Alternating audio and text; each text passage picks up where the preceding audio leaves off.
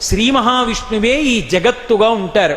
కానీ జగత్తుగా కనపడకుండా శ్రీ మహావిష్ణువుగా కనపడాలి అంటే కొంత సాధన చేసి తపస్సు చేసిన వారికి తప్ప దర్శనము కలగదు. అటువంటి భగవానుడు అవతార స్వీకారం చేస్తాడు. అవతార అంటే తార అంటే పైకి ఉన్నది, ఈ నేత్రమునకు కనపడనిది, యథార్థ స్వరూపం తెలియదు. అవతార అంటారు. కిందకి దిగి రావడం, అప్పుడు ఈ కంటితో చూస్తాం. అలా ఆయన కూడా దిగొస్తూ ఉంటాడు. ఎందుకు దిగొస్తాడు? ప్రప్రథమ కారణమేమి అంటే పరమ భాగవతోత్తములైనటువంటి వారు ఈశ్వరా మిమ్మల్ని నా కంటితో చూడాలనుందయా, ఇలా రా అని పిలిస్తే ఏ రూపంతో చూడాలని కోరుతున్నారో ఆ రూపంతో తాను దిగొస్తాడు తప్ప సనాతన ధర్మంలో తెలియక కొంతమంది అంటుంటారు ఇంతమంది దేవుళ్ళు ఏమిటి, ఇంతమంది దేవుళ్ళు ఏమిటి అంటారు. ఇంతమంది దేవుళ్ళు కాదు, ఇంతమంది